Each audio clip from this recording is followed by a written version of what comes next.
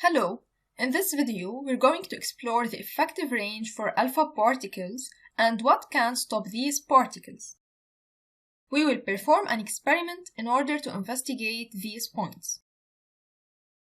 We will use a Geiger-Müller tube that measures the received counts per minute from the radiation source, and we need an alpha source.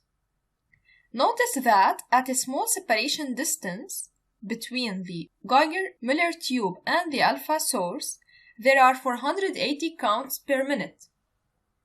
When the distance between the alpha source and the Geiger-Müller tube is increased, the registered counts per minute of the Geiger counter decreases.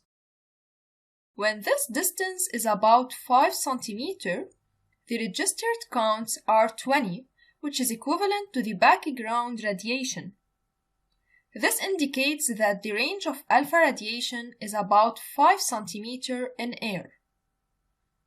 Moreover, if a paper is inserted between the alpha source and the Geiger counter, the registered counts also decreases, meaning that the sheet of paper blocks the alpha radiations from reaching the counter.